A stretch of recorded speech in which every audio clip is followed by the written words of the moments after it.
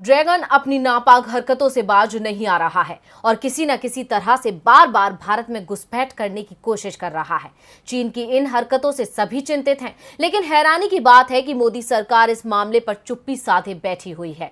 इतना ही नहीं, विपक्ष की तरफ से बार बार सरकार से इस मुद्दे पर सवाल किया जा रहा है, लेकिन कोई जवाब नहीं मिल रहा है। ऐसे में अब राहुल गांधी ने एक बार फिर मोदी सरकार पर तंज कसा है। पिछले दिनों आई सैटेलाइट तस्वीरों के जरिए दावा किया गया था कि पैंगोंग झील पर चीन एक और पुल बना रहा है, जिसके बाद से सीमा पर हलचल तेज हो गई है। हालांकि हर बार की तरह इस बार भी सरकार ने इतने गंभीर मुद्दे पर चुप्पी साध रखी है, लेकिन कांग्रेस के पूर्व अध्यक्ष राहुल गांधी हर बार चीन के मुद्दे को लेकर सरकार को घेरते नजर आते हैं और इस बार फिर राहुल गांधी ने ही इस गंभीर मुद्दे पर सरकार से सवाल किया है और मोदी सरकार को आड़े हाथों लिया है। राहुल गांधी ने ट्वीट कर कहा कि चीन ने पैंगोंग लेक पर पहला ब्रिज बनाया, सरकार ने कहा हम हालात पर नजर बनाए हुए हैं।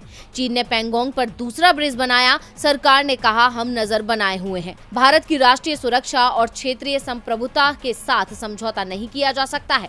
एक कायर और विनम्र प्रतिक्रिया से काम नहीं चलेगा। पीएम को देश का बचाव करना चाहिए। ये पहला मौका नहीं है जब राहुल गांधी ने सरकार को घेरा है, बल्कि राहुल गांधी हमेशा से ही चीन के मुद्दे पर केंद्र सरकार को घेरते आए हैं। फिर चाहे वो गलवान घाटी का मामला हो या फिर चीनी सैनिकों की भारतीय क्षेत्र में घुसपैठ की खबरें, हर बार राहुल गांधी ने सरकार से सवाल पूछे हैं। इतना ही नहीं, इससे पहले जब पैंगोंग झील पर पुल बनाने की बात सामने आई थी, उस वक्त राहुल गांधी ने पीएम पर कटाक्ष करते हुए कहा था कि पीएम इस पुल का उद्घाटन करने भी जा सकते हैं। हालांकि ड्रैगन की इस नापाक हरकत पर मोदी सरकार उस समय भी चुप थी और आज भी चुप ही है।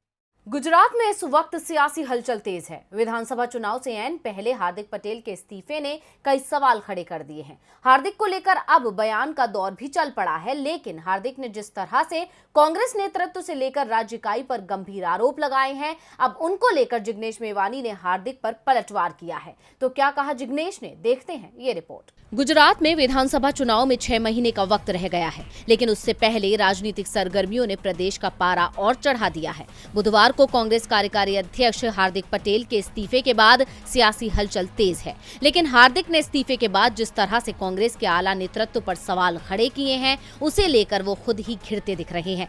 जिग्नेश मेवानी ने कांग्रेस और उसकी विचारधारा का समर्थन करते हुए हार्दिक को ही बैकफुट पर खड़ा कर दिया है। जिग्नेश मेवानी ने हार्दिक पटेल और सत्ताधारी भारतीय जनता पार्टी पर हमला बोला है।